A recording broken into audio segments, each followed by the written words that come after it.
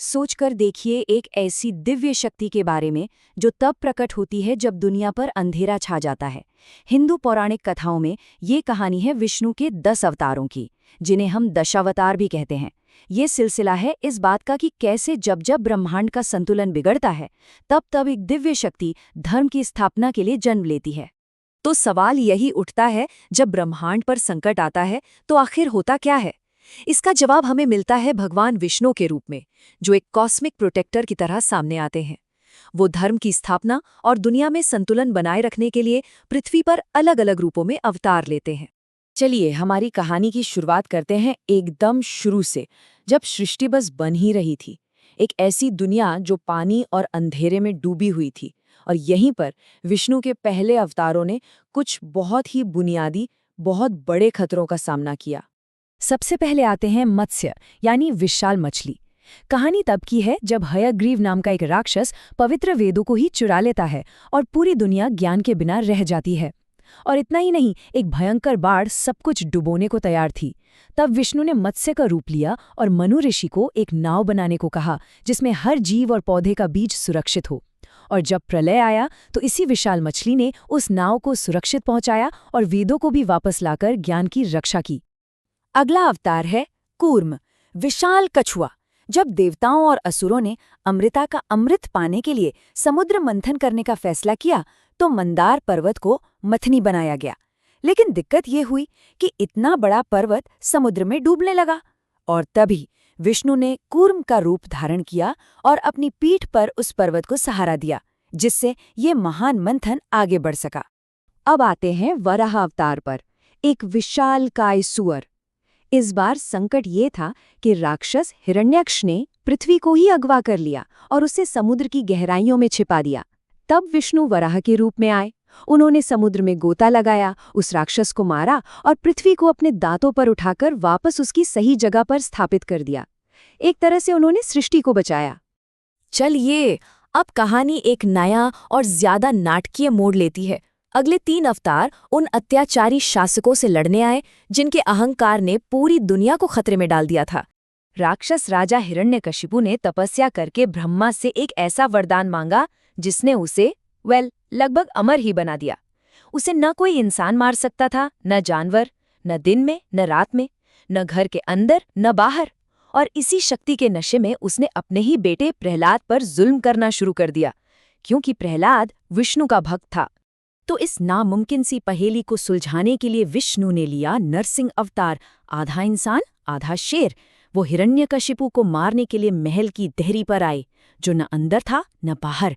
शाम के वक्त यानी गोधूली बेला में, जो न दिन था न रात, उसे अपनी गोद में उठाया, जो न जमीन थी न आसमान, और अपने तेज नाखूनों से मारा, जो कोई हथियार नहीं थे। वरदान की हर शर्त को कितनी चतुराई से दरकिनार कर दिया गया। इसके बाद आते हैं वामन, एक बौने ब्राह्मण। उस समय असुर राजा बलि का राज तीनों लोकों पर था, और वो सिर्फ शक्तिशाली ही नहीं, बहुत बड़े दानी भी थे। तो देवताओं की मदद के लिए विष्णु ने वामन का रूप लिया और राजा बलि से बस 3 पग भूमि मांगी। जैसे ही राजा बलि ने हाँ कहा, वामन ने अपना आकार इतना विशाल कर लिया कि पहले ही कदम में उन्होंने पूरी पृथ्वी नाप ली, दूसरे कदम में पूरा स्वर्ग, अब तीसरे कदम के लिए तो कोई जगह ही नहीं बची। तो अपने वचन को निभाते हुए राजा बलि ने अपना सिर आगे कर दिया। वामन ने अपना पैर उनके सिर पर रखा और उन्हें पाताल लोक का राजा बना दिया, और इस तरह देवताओं को उनका स्वर्ग वापस मिल गया। फिर आते हैं परशुराम, एक योद्धा ऋषि। ये वो दौर था जब क्षत्रिय यानी योद्धा वर्ग अपनी शक्ति के नशे में अत्याचार कर रहा था। तो सामाजिक संतुलन को ठीक करने के लिए परशुराम ने अपना परशु यानी कुल्हाड़ी उठाई और इस धरती से अधर्मी शत्रुओं का 21 बार संहार कर धर्म की फिर से स्थापना की। अब हम आते हैं सबसे जाने माने अवतारों की तरफ, राम और कृष्ण। ये वो अवतार थे जो इंसानों के बीच रहे और बहुत ही जटिल नैतिक चुनौतियों का सामना किया। विष्णु के 7वें अवतार हैं श्री राम, जो मर्यादा पुरुषोत्तम कहलाते हैं, यानी एक आदर्श मनुष्य। हम सब उनकी कहानी जानते हैं। 14 साल का वनवास, फिर राक्षस राजा रावण उनकी पत्नी सीता का अपहरण कर लेता है। राम अपनी वानर सेना के साथ समुद्र पर पुल बनाते हैं, रावण को हराते हैं और सीता को वापस लाते हैं। उनकी पूरी जिंदगी एक मिसाल है धर्म और कर्तव्य के रास्ते पर चलने की। इसके बाद आते हैं 8वें अवतार श्री कृष्ण, और उनका चरित्र बहुत ही जटिल और बहुआयामी है। वो एक तरफ नटखट माखन चोर हैं, राधा के दिव्य प्रेमी हैं, तो दूसरी तरफ महाभारत के युद्ध में अर्जुन के मार्गदर्शक भी, जहां वो गीता का ज्ञान देते हैं। वो एक दिव्य रणनीतिकार थे जिनका मकसद धर्म की स्थापना करना था। राम और कृष्ण दोनों की कहानियों का केंद्रीय विषय है धर्म।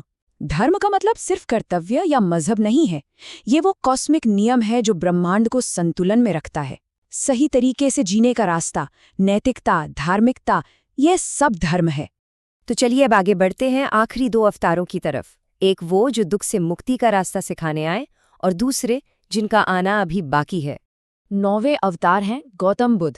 वो एक राजकुमार सिद्धार्थ के रूप में पैदा हुए थे, जिन्हें दुनिया के दुखों से बिल्कुल दूर रखा गया था। लेकिन एक दिन जब उन्होंने एक बूढ़ा आदमी, एक बीमार, एक शव और एक शांत सन्यासी को देखा, तो उन्होंने सच की खोज में अपना महल छोड़ दिया। कई सालों की तपस्या के बाद बोधि वृक्ष के नीचे उन्हें ज्ञान प्राप्त हुआ, और फिर उन्होंने दुनिया को दुख से आज़ादी का रास्ता दिखाया। और आखिर में 10वें अवतार हैं कल्कि, जिनका आना अभी बाकी है। पुराणों में लिखा है कि जब कलयुग में पाप, संघर्ष, अधर्म अपने चरम सीमा पर होगा, तब विष्णु कल्कि के रूप में एक सफेद घोड़े पर सवार होकर आएंगे। वो दुष्टों का नाश करके एक नए युग, सतयुग की शुरुआत करेंगे, जो सत्य और धर्म का युग होगा। तो संकट और दिव्य हस्तक्षेप का ये जो अंतहीन चक्र है, ये हमें आखिर सिखाता क्या है? ये एक ही कहानी है जो बार बार अलग अलग रूपों में दोहराई जाती है, कि कैसे अराजकता से व्यवस्था का जन्म होता है और अंधेरे के बाद हमेशा रोशनी आती है। शायद ये हमें आशा का सबसे गहरा सबक सिखाता है कि चाहे संकट कितना भी बड़ा क्यों न हो, संतुलन हमेशा बहाल होता है।